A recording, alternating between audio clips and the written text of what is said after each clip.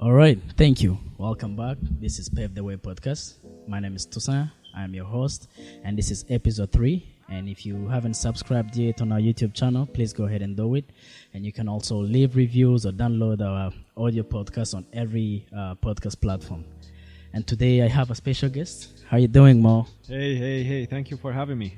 Good to have you, man. Thank you. Appreciate it. Right. I know we've been planning to get together for a long time. Yeah. And I was busy because last night I did send you the email on Canad last minute. Yeah, last minute, but it worked. That was bad. That was unprofessional, but I apologize. No, listen, I had it a worked. very busy week. That's why. No worries. All right, Happy to be here. Yeah, man. Here on our podcast, we always start by sharing a word of love out there, right? And then the word of today is care. That's CARE. You know, what I want to ask the people that are watching today is, what do you care about? Who do you care about? Do you have that somebody that you know is special that you cannot live without, or do you have that something that you fully care about that you cannot live without it? And by asking yourself, don't forget to remember that God is on the top of everything, because when it's all said and done, He's going to be the only one that's going to love and care about you the way He's supposed to love and care about you, okay? Right, man. Mo, let's get into it. How you doing, man? I'm good.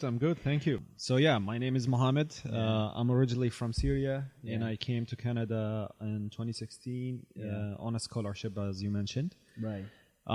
Funny because you mentioned care, and I want to talk about that a little bit. Right, because, please go ahead. Yeah, because let me say, when the reason I'm here in Canada is actually because I cared about something, and I'm actually to back up a little bit. Right. How I came on that scholarship, or how I even found that scholarship, is because one day I was just sitting on social media, and actually my brother came to me and he said, "Oh, did you see this post about this English classes for Syrian refugees, Right. offered by the British Council in Jordan?" Right. And I'm like, "No, I didn't see." And he's like, "Let's apply for that. It's for free." And that's why I wanted to mention that, is because if I actually didn't care about post or my brother's idea, and you wouldn't be here. We wouldn't even find the classes or the scholarship. We wouldn't be here. So you moved here to on a scholarship to study English? No, actually, that's the funny part is in that English class. Right. So we ended up applying for that course, and we got into the course. Right.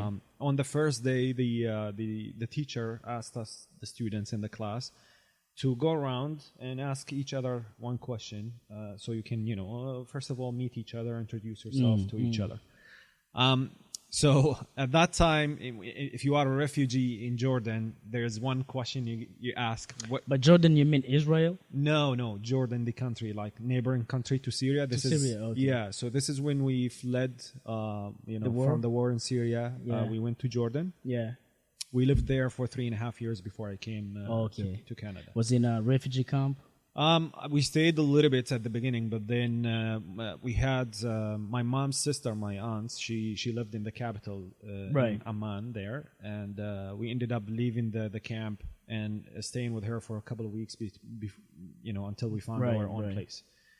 But yeah, going back to the classroom, the teacher asked us to go around and ask a question. Right. And if you're a refugee again in Jordan, you have one question, is how to get out of Jordan. Basically.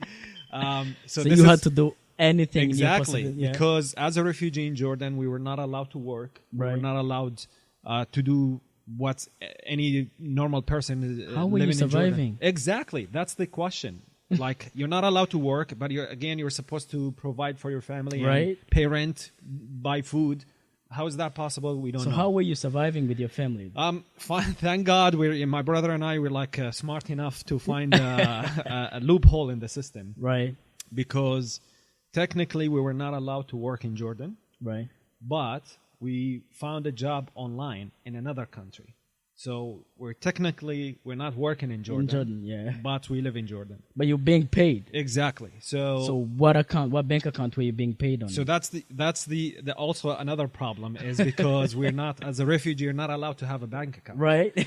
So we used to use Western Union and like money transfer companies like that. And they would transfer it to somebody in Jordan or who? Yeah, transfer to me in my name, and then the government in Jordan caught up to that, and they were like, How? Wait a minute. How come a Syrian refugee live in Jordan and getting paid from a company in Dubai? Oh, so you were working for a company in Dubai? Exactly. So you're making like big money. It was a lot of work. We were doing a market research translation. So they would send us files in Arabic or English, right? And we would translate it to Arabic or English. So. It's long hours sitting behind the desk typing away, and then we would send that. The owner, she would send us money that is from their local currency, which is the dirham, right? Converted to US dollar, and then from US dollar to Jordanian pound. And you would lose a lot of money in exchange, right? The conversion, the transfer fees. Right. So we're already losing money, right? Right. Anyway, so the Jordanian government was like, how come a Syrian refugee is getting paid in US dollar from a company in Dubai? So for a while, for like a year or so, we got away with it. And then they were like, wait, that's like enough is enough. That's it. So the owner actually, every time she tried to send us the money, they would block the e-transfer, the Western Union. The way, yeah. So again, we were like, you know what? Send it in my mom's name. But she was also Syrian, right? Yes. But the way we played it with the government is that, maybe my mom has a relative in Dubai, and then older women or moms or family can receive money as like support payments. But young people can't. Right. But what if you had a friend also as well in Dubai? So here's the issue. So like she started transferring us money for like 6, 7, 8 months this way in my mom's name, and then they did the same thing. They blocked it. They figured out that it can't be every month. Right, because it wouldn't make sense if your friend is supporting you every month. Exactly, right? exactly. Right. And then the owner, she was really nice, and she tried sending from like another employee name instead of her name. So the owner knew that you were refugees in Jordan? Yeah, she knew, and she wanted to support us, and she was like a really, really nice lady. Right. So she tried to send from another employee in the company in their name. So now, it's a new person. So it's not her name to get blocked immediately. Right. We did that for a couple of months, and then they did the same thing. They were very difficult. Even the Western Union office in Dubai, they started giving her a hard time. Like you can't transfer money to Jordan anymore. Right. So she told me, you know what, Mo, I'm really sorry. I loved working with you, but I can't do that anymore. So were you getting any support from the UN? Nothing at all? Nothing. So how? Like, I'm sure for you got lucky and got a job. How about other families? Exactly. How were they surviving? Exactly. That's the issue. And that's why everybody, like I told you, the question you asked, how to get out of Jordan. Right.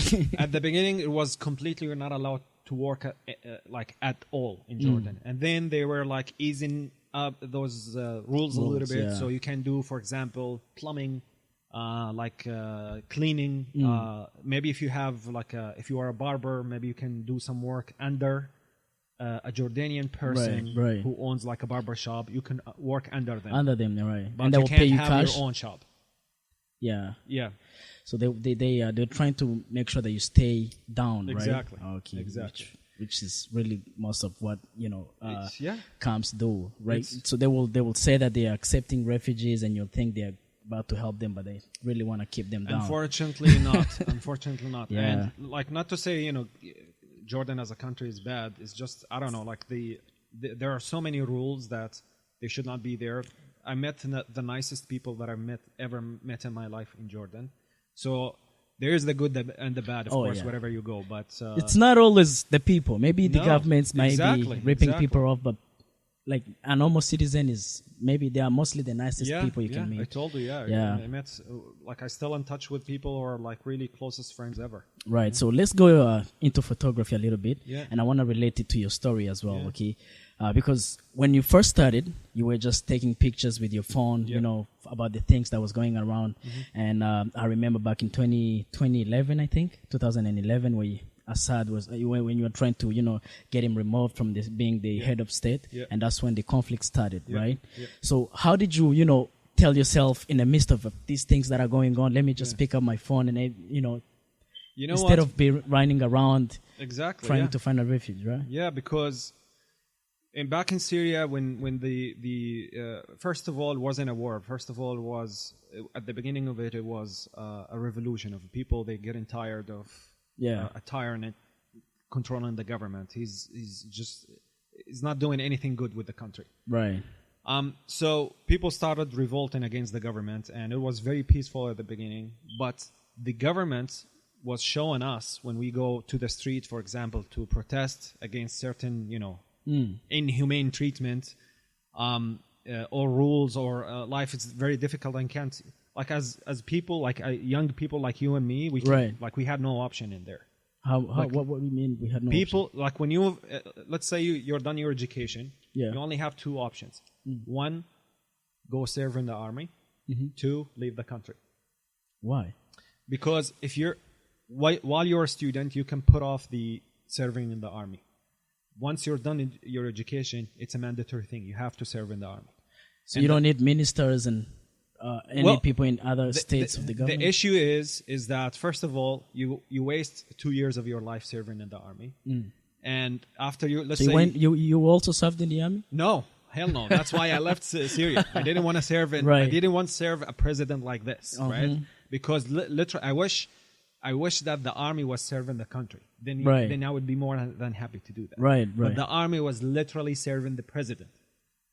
So that's why I didn't want to serve this tyrant, right? So that's why I had the option. One option is to leave the country. I didn't want to serve. None of my family, none of my brothers served in the military because we didn't believe in that in the first place. So the government was representing us when we go to protest as these terrorists, these savages who destroyed the country. Those they betrayed the country. They betrayed the president. And I'm like, wait a minute. All what we did is that we went to the street and we expressed our opinion. It was a peacefully protest? Yes. So that's why I decided I want to pick up my phone and actually take photos or videos of what is actually happening instead of what the government is showing the world how we look like. Right. And then that's how you fell in love with videography? Yep.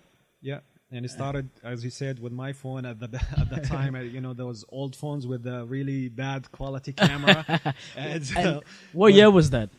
That was in 2011. Yeah. And how old were you by then? I was in my second year in university. Right. So I should say I'm like 20 something. 21, right. 22. Oh, that was a young. You started at a young age.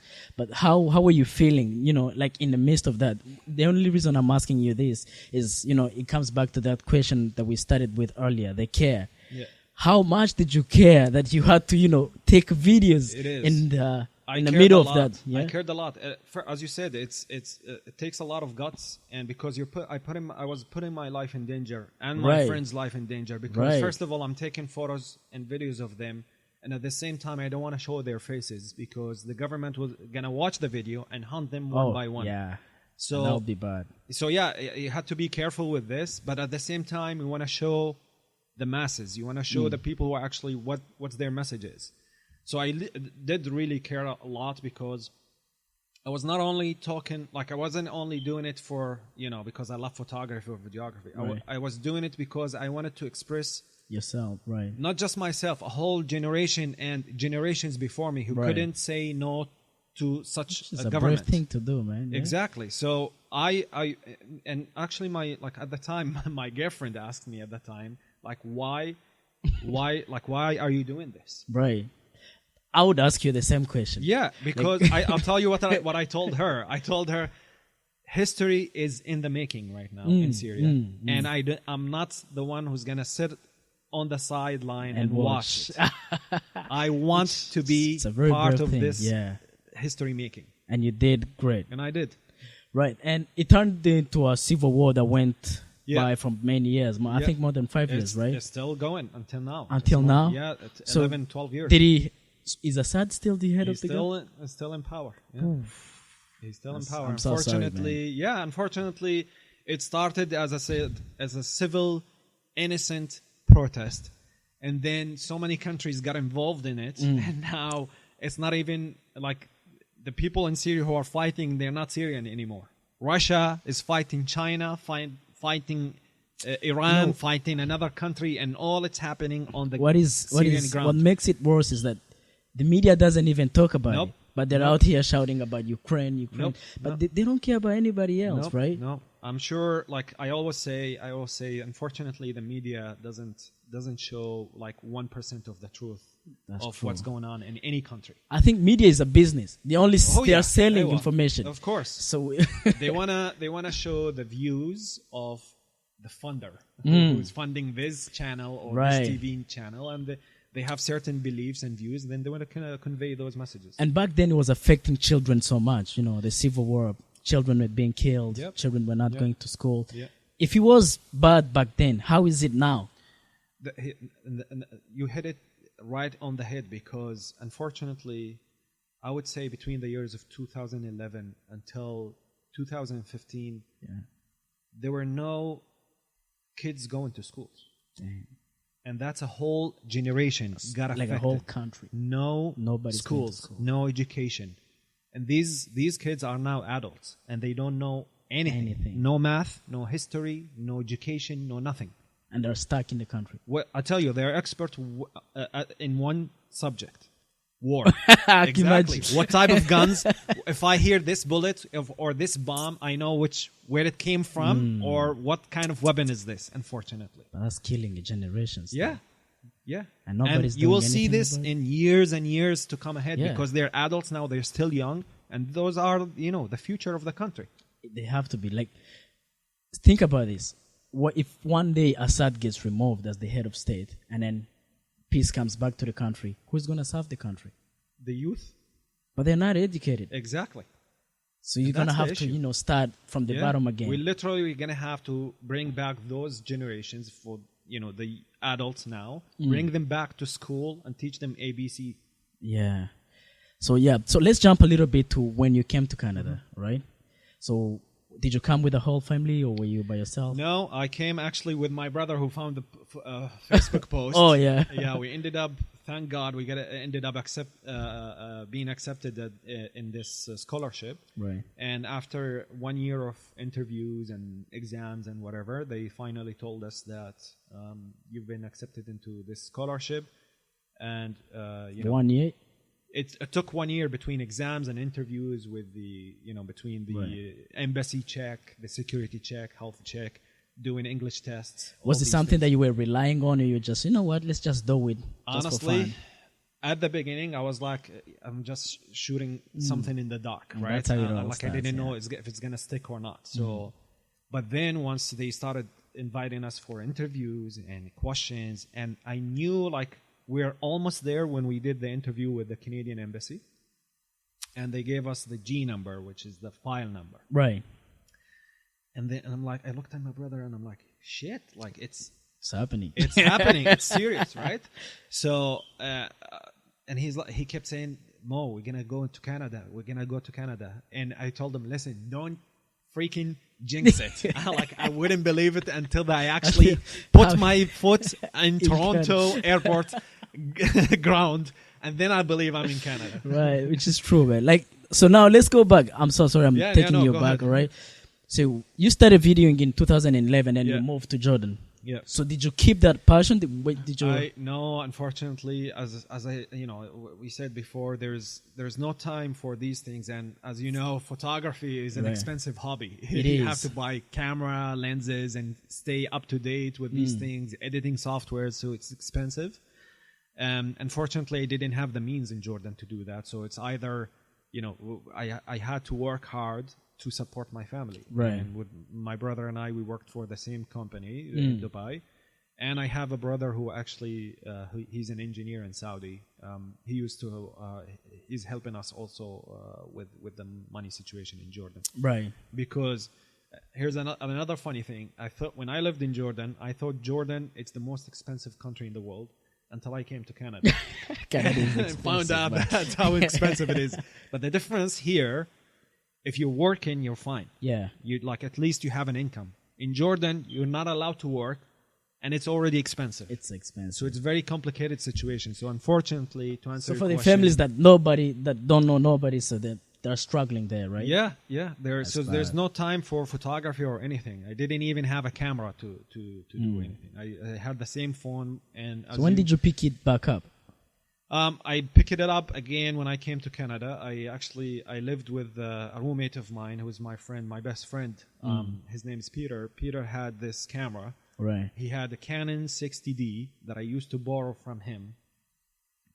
And take her around Halifax and take photos of, I don't know, the waterfront, the trees, whatever I find, attractive to me. Right. And then I go back home and I literally watched every YouTube video about this camera on Earth to learn about how to shoot, how to put like the good settings. What was the thing that was pushing you to do all that, though? It's honestly, first of all, it's the hobby itself. It's because I wanted to do something. I wanted to do this since as long as I can remember. Right. And now I have the potential to do it, and I have the time to do it. Mm-hmm. I was just coming into Canada. I was a student.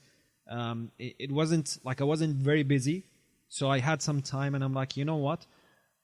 Us immigrants, when we come to Canada, we have to prove ourselves. Right. Otherwise, we're going to be sidelined. So That's I really wanted. That was one of the biggest. I was going to drivers. ask you that actually. Yes, because I have. First of all, I have a family back home relying on me, and they literally. My brother, who's in Saudi, he told me before I came to Canada, Mo, you are our ambassador in the West world. So Do us proud. Right. And these words literally stuck in my mind until like every day.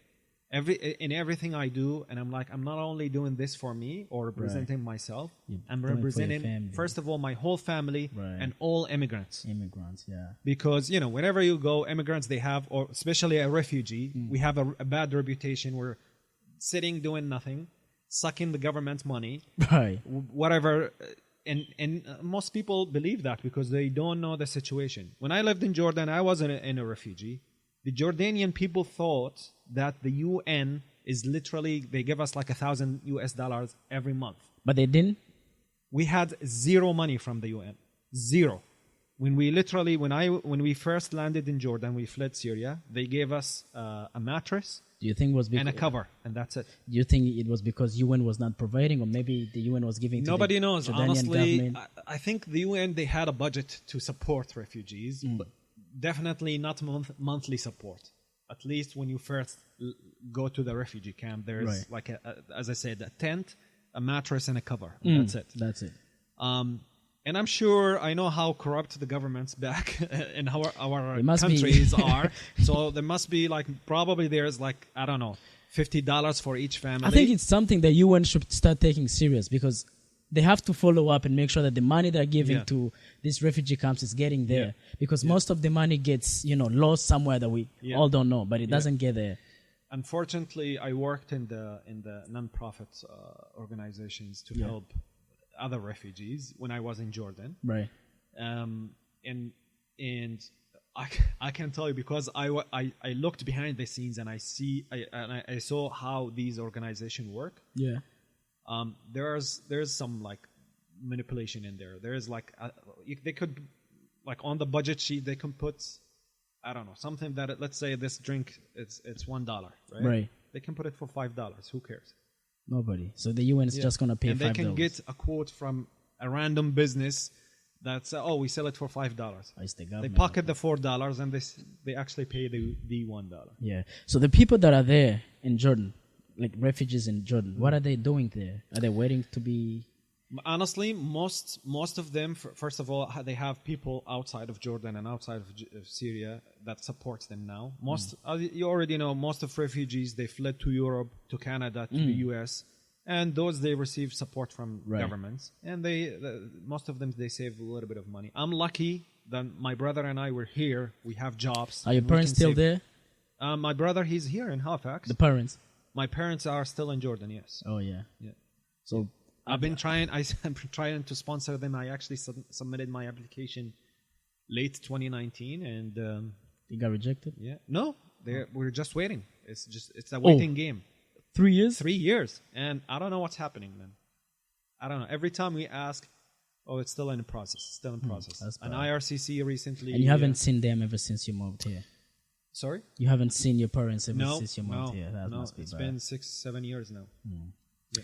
So yeah, let's go a little bit into your profession, okay? Yeah. So you also do real estate photo shoots, Yep. which I also saw. Let me say, I'm impressed, man. I appreciate it. Thank you. Those mentions, they look really good. Thank you. You're doing a great job, by the way. Well, you know what?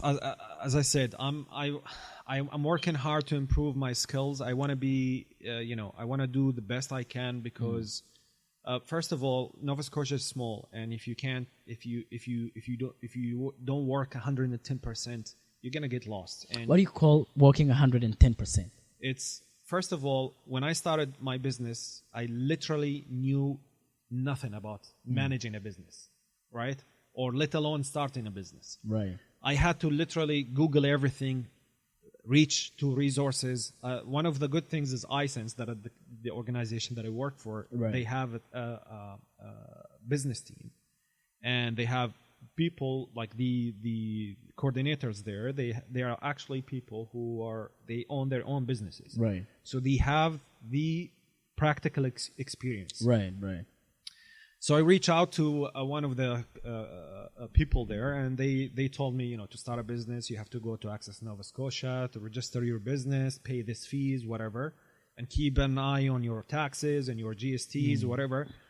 So I had to how do I charge taxes? How much do I charge? And when do I charge? So all of these questions you wouldn't get from like a book or something. You need actual practical experience. Someone who's done this before and they've been there before, because they know. They know it. Yeah, it must have been hard for you.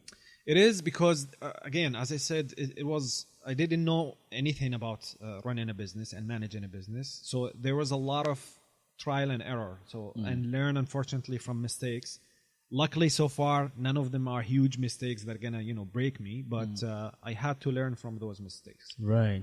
So you come from a very humble beginning, just like everyone around here, and you were able to turn that into a career, and now you're living your life the way you want it.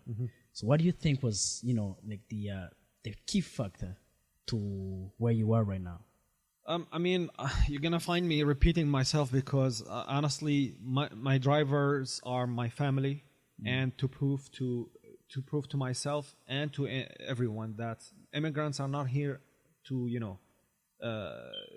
just rely on government programs or rely on support from someone or asking help for someone. Everyone needs help. I'm not asking. I'm talking about financial help. And there's nothing wrong with that. But I hate asking people for money, and I didn't want to be in a situation to ask someone for money. Yeah, the government. So that's why I needed to work 110% to prove that I'm not the one who's gonna lay around and do nothing about my life.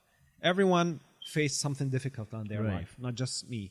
I could just sit around and say, you know what, life did this to me. Life, I could keep complaining, but that's not gonna take me anywhere. That's one of the the motives why we started this podcast. Actually, to let people know that whatever it is that you're going through, you can still reach that thing that that wakes you up in the morning and keeps you up, right?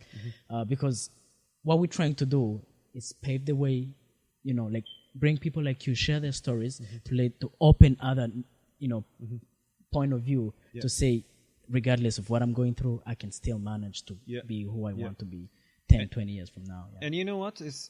I always say, in movies we hear America is the land of opportunities. I say Canada is the land of opportunities. It is, because first of all, Canada is built on bringing immigrants and to give them the opportunities to do whatever they want here.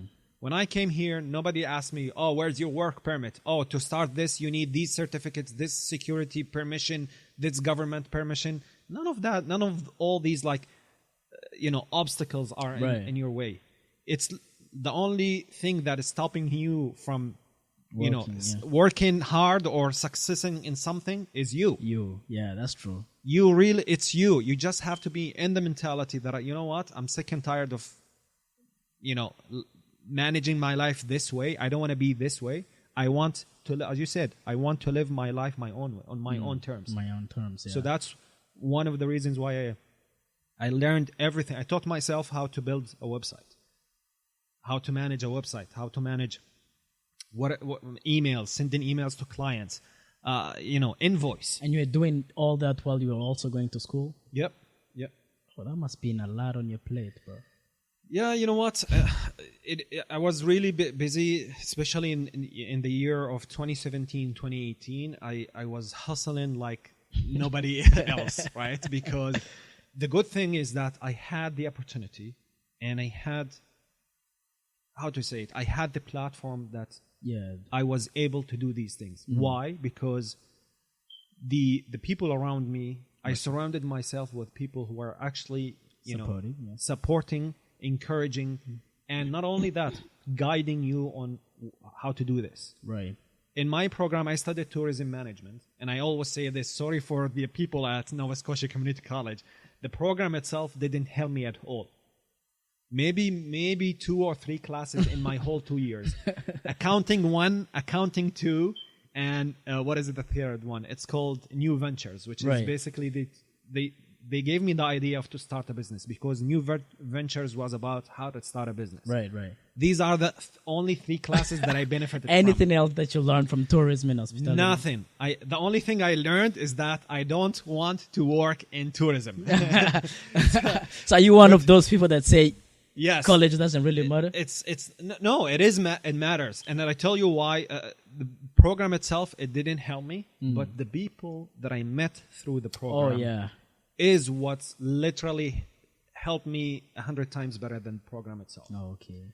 And as I said, those people are the ones who guided me, if you want to do this, you want to start this. If you want to do that, you want to start from here. Reach to this person. Send the email to that person. Encouraging you, networking. And I always say, if you want to succeed in Canada, it's first of all, language. 2, networking, especially in a province like Nova Scotia. We're small enough to almost everybody knows everybody, but we're big enough that there's so much potential. Yeah.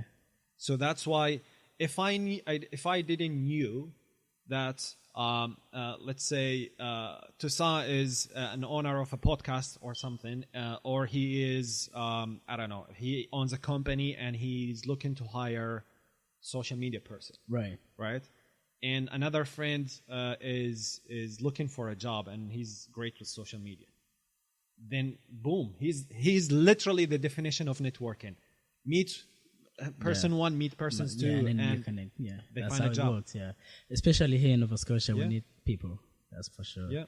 Right, man. So you also do like wedding pictures and event photography. Yeah. I'm gonna go into prices. You said I could ask you anything. How much do you charge? Honestly, there's no I'm one of those people who are very flexible with prices, and I don't have a set package price. I literally just 2 days ago I set a price for my real estate packages because every situation, every wedding is different. Sometimes the wedding is here in Halifax, and it's literally just a couple of hours. They want photos quick with the family, and that's it. Especially with the pandemic, nobody wanted to do big weddings. So that's a different price. And from a wedding that is, I had to drive to Cape Breton, 10 hours. They want photos and videos. So every wedding is different. There's no fixed price. What I can say is that I count my hours, and I start from there. How much is going to cost me to drive to this location? How many hours I'm going to spend shooting the wedding? How many hours I'm going to spend editing that video? Right. So it's like it's case by case. You don't have exactly. a fixed Exactly. So if you go to my website, there's no fixed price list because each situation is different. Which does make sense, because if you're going to go shoot in New Brunswick and also in Halifax, the rates cannot be the same. Exactly. Yeah. And how can we reach you, bro? You have my Instagram, Mosi Photography. You have my website, mosiphotography.ca. And Mosi is M-O-S-Y? Yes. Okay. Yeah. Right, that's good, man. Which is actually, there's a story behind that. Please, that's what we like to hear. Yeah, so funny thing, it's a coincidence because first of all, what I wanted to call it Mosi is because Mo is like Mo from my name, Mohammed, and then SY, which is the symbol of Syria. Oh. And then .ca is Canada. But then I learned that the English word Mosi is to like find your path. Like it's to mosey around or to to walk the path and find your path. Right. Which literally, when I created my logo, I say it's coincidence because I didn't mean to make it this way. When I made my logo, I sat down with a friend of mine. Actually, I thank her for the logo design till this day. Yeah. She gave me a few ideas, but anyway, she animated my logo that it's a bunch of dots in the shape of a letter M. Right. And then the animation is that these dots get connected to form the letter M. Yeah. Which is at the same time, I believe, if I ask you, tell me about your life, you're going to tell me I studied, I was born, I graduated, I find a job. So you choose milestones in your life. Right. Events that changed your life. Right. And those events are each dot. Yeah. Oh, and so by connecting those dots, that's your story. Oh, yeah. Right? And honestly, I didn't mean to make it this way, but it just happened. Came out with a very good meaning. Yeah. Yeah, man. And That's it's good. honestly, you find your way, you find your genius, path, actually. and that's your life. That's your life. And it comes back to the definition of it, Mosi. Yeah. Which all connects Yeah. together. And Yeah. it's good, man. So, right. So you also recently got married? I did. I did. That's my ring. I did in last August, actually, in the end of August. Yeah. So how did you meet your one? Yeah. So actually, we worked together, and it's a funny story because. So you worked together at Isen's? Yeah, but she's not working there anymore. She moved. But when I was working there, and then she came to the organization, and when I first saw her, I was like, "Wow, who's this gorgeous lady?" And I tried to look her up on social media and all that, creeping. But I didn't find her on social media. She doesn't have any social media. Okay. I'm like, wait a minute, who lives in this world doesn't have social media? That's very weird. Anyway, so I ended up, working the courage to go to talk to her. So you just got up and got to talk to her? I literally just got up and went to her, and I said, I took the role of I'm the one who's gonna welcome her to the office, right? My God. So he uses it too sometimes. Yeah. So oh, hi, welcome to the organization. My name is Mo. What's your name? And we started chatting. Oh, it was I think it was Friday, and then I was like, oh, so what are you doing this weekend? And she said, oh, honestly, I don't know. I don't have friends. I'm not from here originally. And so I don't have much friends, so I have nothing to do. I'm like, please, here's my phone number. Let's do something this weekend. She had just moved here? No, she's originally from Montreal, and she moved here to study. Right. Finished her education, found a job immediately. So her friends are her school friends, right? So nothing nothing very close to hang out with. So I basically, here's my phone number. Let's hang out. And later on, I learned that she honestly had her eyes on me when I walked in. Apparently, when she walked in, she saw this tall guy, and she's like, "Wow, he's amazing, whatever." And she was telling her family. She literally texted her mom and her grandma, telling her that, "Oh, I found an eye candy at the office." So I was like, an eye candy, you say? Oh my God! Yeah. So how did you know that she was the one? We were together for 4 years before we got married. But during those years, the way she treated me, first of all, she didn't care if I'm Muslim or my name is Mohammed or I'm from Syria or a refugee. She looked past all of these things. And instead of that, she supported me in every business decision or writing an important email, applying for my family sponsorship. She's the one who's behind all of these things, and she doesn't take credit for all of that. So the way she treated me, my family, support me, and how open-minded she is, and just like she's a genuine, nice, amazing human. That's good. So that's how I knew she's a very doing. nice story, man. Yeah, Yeah. that's good, man. Right, so you've now sat comfortably in Canada, and are you where you want to be in life? I am not. I'm always on the lookout for the next big thing. Yeah. So I am not yet, but close. Yeah. Listen, there are so many things that are happening right now. I don't know if I can talk about them or not, but hopefully soon enough there is a big news coming up too. Right. Share Regarding the news myself. if you don't mind. So first of all, I just got 2 awards for my business. Yeah. Best photographer and Right. videographer by the community of Halifax. Right. Was voted I got the platinum. What is it? Ranking, I guess. Platinum ranking. Yeah, that's great. That's a huge, man. So that's a milestone. huge thing, and there is something coming up also. There's every year there's an award here. It's called the Most Inspiring Immigrants in Atlanta, Canada. So I've been nominated for this award, and nothing concrete yet, but fingers crossed. Hopefully soon we'll hear about if I'm like one of the finalists. Sure.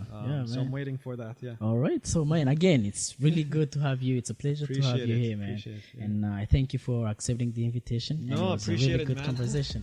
Thank you, man. Yeah, of I'll course. see you again, No. all right? Thanks for having me. All Thank right. you so much. You're welcome, my man. Subscribe. Oh, please do not forget to subscribe. Yeah. Yeah. Appreciate it. Yeah.